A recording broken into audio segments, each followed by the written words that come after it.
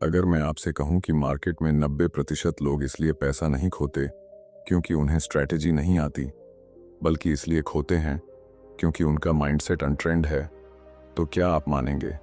मैंने अपनी trading journey में हजारों चार्ट देखे, सैकड़ों सिस्टम्स टेस्ट किए, लेकिन असली ब्रेक थ्रू मुझे तब मिला जब मैंने चार्ट से ज़्यादा खुद को स्टडी करना शुरू किया। और आज इस वीडियो में मैं आपको वही डेली रूटीन बताने वाला हूं जिसने मेरी ट्रेडिंग को जुआ से प्रोफेशन में बदला। हम बात करेंगे कि सुबह मार्केट ओपन से पहले मैं अपने माइंड को कैसे प्रोग्राम करता हूं, कैसे मैं रिस्क मैनेजमेंट पहले तय कर लेता हूं ताकि मार्केट मुझे इमोशनल न बना सके, कैसे मार्केट आवर्स में मैं सिर्फ प्रोसेस पर फोकस करता हूं और रिजल्ट को सेकेंडरी रखता हूं, और कैसे पोस्ट मार्केट एनालिसिस मेरी ग्रोथ का असली इंजन बनता है। मैं आपको अपनी रियल आप बीती बताऊंगा, वो दिन भी जब मैंने ईगो में आकर अपना डिसिप्लिन तोड़ा और अकाउंट को नुकसान पहुंचाया, और वो मोमेंट भी जब मुझे समझ आया कि सफल ट्रेडर बनने के लिए प्रेडिक्शन नहीं, प्रोबेबिलिटी में जीना पड़ता है। अगर आप सच में जानना चाहते हैं कि एक प्रोफेशनल ट्रेडर का पूरा दिन अंदर से कैसा दिखता है, माइंडसेट से लेकर एग्जीक्यूशन तक, तो इस वीडियो को पूरा देखिए। अब मैं आपको शुरुआत से ले चलता हूं, जहां हर सफल ट्रेडर का दिन वास्तव में शुरू होता है। जब मैंने ट्रेडिंग शुरू की थी तो मुझे पूरा यकीन था कि अगर मैं सही इंडिकेटर ढूंढ लूं, सही स्ट्रैटेजी खरीद लूं या किसी सफल ट्रेडर का सिस्टम कॉपी कर लूं, तो मैं लगातार पैसा कमा पाऊंगा। उस समय मुझे लगता था कि मार्केट एक पहेली है और जिसे उसका सही पैटर्न मिल गया वही जीत जाएगा। लेकिन धीरे धीरे मुझे समझ आया कि मार्केट पहेली नहीं है, वह एक अनिश्चित वातावरण है जहां हर क्षण कुछ भी हो सकता है। मेरी सबसे बड़ी गलती यह थी कि मैं हर ट्रेड को पर्सनल लेता था। अगर ट्रेड प्रॉफिट में जाता था तो मेरा सेल्फ कॉन्फिडेंस आसमान छूने लगता था। अगर लॉस होता था तो मुझे लगता था कि मार्केट मेरे खिलाफ है। यहीं से असली समस्या शुरू होती है, क्योंकि जैसे ही आप मार्केट को पर्सनल लेते हैं, आपका माइंड डिफेंस मोड में चला जाता है। मैं आपको एक रियल एक्सपीरियंस बताता हूं। एक बार मैंने लगातार 4 प्रॉफिटेबल ट्रेड लिए। मुझे लगा कि अब मैं मार्केट को समझ चुका हूं। 5वें ट्रेड में मैंने अपने रिस्क मैनेजमेंट के नियम तोड़ दिए, स्टॉप लॉस दूर कर दिया, पोजीशन साइज बढ़ा दी, क्योंकि मुझे पूरा भरोसा था कि यह ट्रेड भी मेरे पक्ष में जाएगा। लेकिन मार्केट ने रिवर्स किया और कुछ ही मिनटों में मेरी पिछले 4 ट्रेड की कमाई चली गई। उस दिन मैंने सिर्फ पैसा नहीं खोया, मैंने यह सीखा कि ओवर कॉन्फिडेंस उतना ही खतरनाक है जितना डर। यहीं से मेरी सोच बदलनी शुरू हुई। मैंने खुद से एक कठिन सवाल पूछा, क्या मैं सच में मार्केट को कंट्रोल करना चाहता हूं या खुद को? सफल ट्रेडर का दिन चार्ट से नहीं, माइंडसेट से शुरू होता है। सुबह जब आप उठते हैं तो आपका ब्रेन अभी भी न्यूट्रल स्टेट में होता है। अगर आप उसी समय मोबाइल उठाकर मार्केट की मूवमेंट देखने लगते हैं तो आप अपने माइंड को रिएक्टिव बना देते हैं। आप पहले ही किसी गैप अप या गैप डाउन को देखकर इमोशनल एंकरिंग कर लेते हैं। फिर आपका पूरा दिन उसी एंकरिंग के आधार पर चलता है। मैंने अपनी दिनचर्या बदल दी। मैं सुबह उठकर पहले खुद को याद दिलाता था कि आज का दिन नया है, कल का प्रॉफिट या लॉस आज के निर्णय को प्रभावित नहीं करेगा। यह सुनने में सरल लगता है, लेकिन व्यवहार में बहुत कठिन है, क्योंकि हमारा माइंड पैटर्न बनाता है। अगर कल आपने लॉस लिया है तो आज आपका माइंड सुरक्षा चाहता है। अगर कल आपने प्रॉफिट लिया है तो आज आपका माइंड आक्रामक होना चाहता है। लेकिन मार्केट को आपके कल से कोई मतलब नहीं है। मार्केट को आपकी फीलिंग्स से कोई फर्क नहीं पड़ता। वह सिर्फ प्राइस और वॉल्यूम के आधार पर मूव करता है। मैं हर सुबह 15 से 20 मिनट सिर्फ अपने माइंड को कंडीशन करता था। मैं खुद से कहता था, मेरा काम सही होना नहीं है, मेरा काम कंसिस्टेंट होना है। मैं हर ट्रेड को इंडिपेंडेंट इवेंट की तरह देखूंगा। इसका मतलब यह है कि पिछले ट्रेड का रिजल्ट अगले ट्रेड की प्रोबेबिलिटी को नहीं बदलता। यहीं अधिकतर ट्रेडर्स फेल होते हैं। वे 3 लॉस के बाद सोचते हैं कि अब तो प्रॉफिट आना ही चाहिए, या 3 प्रॉफिट के बाद सोचते हैं कि अब मैं अजेय हूं। लेकिन मार्केट में ऐसी कोई गारंटी नहीं है। हर ट्रेड एक नई संभावना है। मैं आपको एक सिंपल उदाहरण देता हूं। मान लीजिए आप एक सिक्का उछालते हैं। अगर लगातार 3 बार हेड आता है तो क्या चौथी बार टेल आना तय है? नहीं। हर बार की प्रोबेबिलिटी स्वतंत्र है, ट्रेडिंग भी यही है। जब तक आप इस प्रोबेबिलिटी के सिद्धांत को अपने माइंड में नहीं बैठाते, तब तक आपका डेली रूटीन मजबूत नहीं बन सकता, क्योंकि आप हर दिन रिजल्ट के आधार पर खुद को जज करेंगे, प्रोसेस के आधार पर नहीं। मैंने यह भी समझा कि सफल ट्रेडर बनने के लिए पहले आपको अपने डर और लालच को पहचानना होगा। डर आपको जल्दी एग्जिट कराता है, लालच आपको स्टॉप लॉस हटाने पर मजबूर करता है। दोनों ही आपकी लॉन्ग टर्म परफॉर्मेंस को नुकसान पहुंचाते हैं। इसलिए मेरे दिन की शुरुआत आत्मनिरीक्षण से होती थी। मैं खुद से पूछता था, क्या मैं आज किसी पिछली घटना से प्रभावित हूं? क्या मैं आज किसी नुकसान की भरपाई करने के इरादे से ट्रेड करने जा रहा हूं? अगर जवाब हाँ होता था, तो मैं ट्रेडिंग से दूरी बना लेता था। यहां एक महत्वपूर्ण बात समझिए, प्रोफेशनल ट्रेडर का लक्ष्य रोज पैसा कमाना नहीं है। उसका लक्ष्य है अपने सिस्टम को कंसिस्टेंट तरीके से एग्जीक्यूट करना। पैसा उस कंसिस्टेंसी का बाय प्रोडक्ट है। जब यह समझ मेरे अंदर गहराई से बैठ गई, तब मेरा डेली रूटीन स्थिर होने लगा। अब मैं मार्केट से पहले खुद को तैयार करता था, ताकि मार्केट मुझे तैयार न करे। और यही वह आधार है जिस पर पूरा दिन टिका होता है। अगर सुबह आपका माइंड क्लियर है, अगर आपने स्वीकार कर लिया है कि अनिश्चितता इस गेम का हिस्सा है, तो आप इमोशनल डिसीजन कम लेंगे। अब हम समझने वाले हैं कि मार्केट ओपन से पहले मैं खुद को कैसे प्रोग्राम करता था, अपना ट्रेडिंग प्लान कैसे रिव्यू करता था, और रिस्क मैनेजमेंट को पहले ही कैसे तय कर लेता था, ताकि दिन की दिशा शुरुआत में ही स्पष्ट हो जाए। जब सुबह मैं अपने माइंड को न्यूट्रल और स्थिर कर लेता था, तब अगला चरण शुरू होता था। और यही वह जगह है जहां अधिकतर ट्रेडर्स सबसे बड़ी गलती करते हैं। वे सीधे चार्ट पर चले जाते हैं। लेकिन मैंने सीखा कि चार्ट देखने से पहले अपने नियम देखना ज्यादा जरूरी है। मैं अपनी ट्रेडिंग प्लान को रोज पढ़ता था। हाँ, रोज, भले ही वह मुझे याद था, क्योंकि पढ़ना और याद होना दो अलग बातें हैं।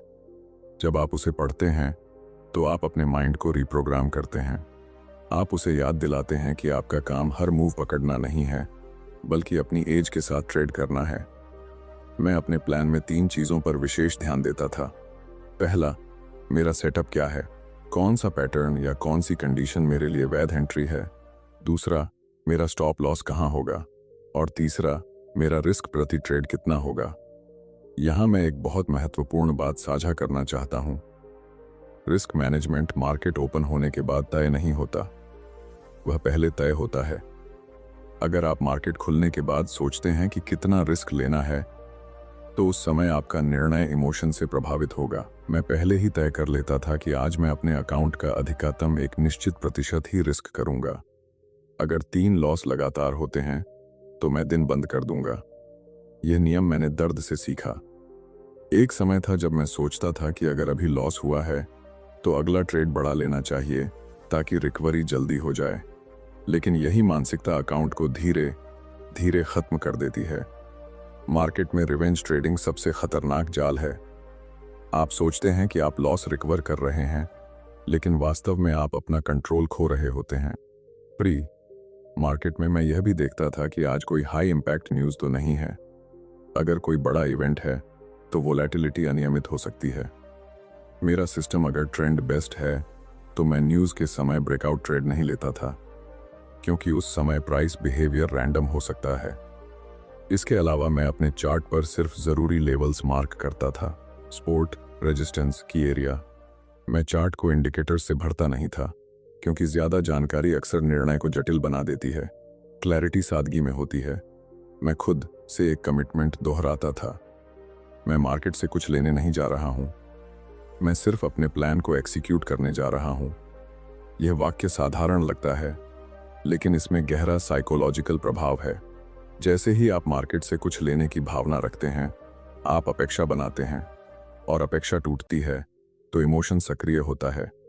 मैं हर दिन यह स्वीकार करता था कि आज मुझे लॉस भी हो सकता है, और अगर लॉस होता है तो वह मेरे सिस्टम का हिस्सा है। जब आप पहले ही लॉस को मानसिक रूप से स्वीकार कर लेते हैं, तो स्टॉप लॉस हिट होने पर आपका माइंड शॉक में नहीं जाता। मैं एक छोटा सा विजुअलाइजेशन करता था। मैं खुद को देखता था कि मेरा ट्रेड स्टॉप लॉस हिट कर रहा है और मैं शांत हूं। फिर मैं खुद को देखता था कि ट्रेड टारगेट हिट कर रहा है और मैं फिर भी शांत हूं, क्योंकि मेरा लक्ष्य इमोशनल स्थिरता है, न कि उत्तेजना। यहीं से डिसिप्लिन की शुरुआत होती है। डिसिप्लिन कोई प्रेरणादायक शब्द नहीं है, ये एक स्ट्रक्चर है। जब आप पहले से तय कर लेते हैं कि क्या करना है और क्या नहीं करना है, तो आप रियल टाइम में कम संघर्ष करते। प्री मार्केट की यह तैयारी मुझे एक अलग मानसिक स्थिति में ले जाती थी। अब मैं मार्केट से लड़ने नहीं जा रहा था, मैं उसे स्वीकार करके उसके साथ चलने जा रहा था। और जब यह मानसिक स्पष्टता स्थापित हो जाती है, तब अगला चरण आता है, जहां असली परीक्षा होती है, क्योंकि मार्केट खुलते ही आपकी सारी तैयारी टेस्ट होती है। अब हम समझने वाले हैं कि मार्केट आवर्स के दौरान मैं अपने प्लान को कैसे एग्जीक्यूट करता था, इमोशंस को कैसे मैनेज करता था, और हर ट्रेड को एक इंडिपेंडेंट इवेंट की तरह कैसे ट्रीट करता था। जब मार्केट ओपन होता है, तो असली खेल शुरू होता है। यहां आपकी स्ट्रैटेजी नहीं, आपका माइंडसेट टेस्ट होता है। प्री मार्केट में आपने जो भी तय किया था, अब उसे रियल टाइम में एग्जीक्यूट करना है। मार्केट खुलते ही प्राइस तेजी से मूव करता है, कैंडल्स बड़ी होती हैं, वोलेटिलिटी बढ़ती है, और यही वह क्षण होता है जहां अधिकतर ट्रेडर्स अपने नियम भूल जाते हैं। लेकिन मैंने अपने लिए एक स्पष्ट नियम बनाया था। ओपन के शुरुआती मिनट्स में मैं कोई जल्दबाजी नहीं करता था, मैं ऑब्जर्व करता था। ऑब्जर्व करना एक एक्टिव प्रोसेस है। मैं देखता था कि प्राइस मेरे मार्क किए हुए लेवल्स के आसपास कैसे बिहेव कर रहा है। क्या वॉल्यूम कंफर्म कर रहा है? क्या मूव ऑर्गेनिक है या सिर्फ रैंडम स्पाइक है? यहाँ एक महत्वपूर्ण बदलाव मैंने अपने माइंड में किया था। पहले मैं मार्केट से पूछता था, आज मुझे कितना प्रॉफिट मिलेगा। अब मैं खुद से पूछता था, क्या आज मुझे वैध सेटअप मिल रहा है? अगर सेटअप नहीं मिलता था, तो मैं बैठा रहता था। यह आसान नहीं है, स्क्रीन के सामने बैठकर कुछ न करना जबकि मार्केट मूव कर रहा हो। यह मानसिक परिपक्वता मांगता है। लेकिन मैंने सीखा कि नो ट्रेड भी एक निर्णय है, और कई बार सबसे अच्छा निर्णय है। जब मेरा सेटअप आता था, तो मैं बिना हिचकिचाहट एंट्री लेता था, क्योंकि रिस्क पहले से तय था, स्टॉप लॉस पहले से निर्धारित था। मुझे सोचना नहीं पड़ता था कि अगर यह उल्टा गया तो क्या होगा, वह पहले ही स्वीकार किया जा चुका था। ट्रेड में रहने के दौरान मैं हर छोटी कैंडल पर रिएक्ट नहीं करता था। अगर मैंने टारगेट और स्टॉप तय कर दिया है, तो बीच की नॉइज को मैं इग्नोर करता था। यही वह जगह है जहां अधिकतर ट्रेडर्स गलती करते हैं। वे प्राइस को हर सेकंड देखते हैं और डर या लालच के कारण जल्दी एग्जिट कर जाते हैं। मैं हर ट्रेड को एक इंडिपेंडेंट इवेंट की तरह देखता था। अगर पिछला ट्रेड लॉस में था, तो भी अगले ट्रेड की प्रोबेबिलिटी नहीं बदलती। अगर पिछला ट्रेड प्रॉफिट में था, तो भी मैं आक्रामक नहीं होता था। एक और महत्वपूर्ण आदत मैंने विकसित की। हर ट्रेड के बाद मैं स्क्रीन से कुछ मिनट के लिए दूर चला जाता था। यह छोटा सा ब्रेक मुझे इमोशनल कैरी ओवर से बचाता था, क्योंकि अगर आप लगातार स्क्रीन ऐसे चिपके रहते हैं, तो आपका माइंड ओवर ट्रेडिंग की ओर झुक सकता है। मार्केट आवर्स में मेरा लक्ष्य पैसा कमाना नहीं था, मेरा लक्ष्य था प्रोसेस को फॉलो करना। अगर दिन के अंत में मैंने अपने सभी नियमों का पालन किया, तो वह दिन सफल है, चाहे रिजल्ट कुछ भी हो। यहीं से कंसिस्टेंसी बनती है, क्योंकि लॉन्ग टर्म में वही ट्रेडर टिकता है जो अपने सिस्टम को अनुशासन के साथ दोहराता है। जब मार्केट क्लोज के करीब आता था, तो मैं नए ट्रेड लेने से बचता था, जब तक कि सेटअप बिल्कुल स्पष्ट न हो। दिन के अंत में थकान भी निर्णय को प्रभावित कर सकती है।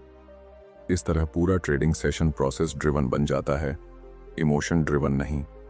अब हम समझने वाले हैं कि मार्केट क्लोज होने के बाद मैं अपने ट्रेड्स का पोस्ट मार्केट एनालिसिस कैसे करता था, जर्नलिंग के जरिए अपनी परफॉर्मेंस को कैसे मापता था, और असली ग्रोथ वहीं से कैसे शुरू होती थी। जब मार्केट क्लोज होता है, तो अधिकतर लोग स्क्रीन बंद करके दिन खत्म मान लेते हैं, लेकिन मेरे लिए असली काम यहीं से शुरू होता था, क्योंकि ट्रेडिंग में ग्रोथ लाइव मार्केट में नहीं, बल्कि रिव्यू के दौरान होती है।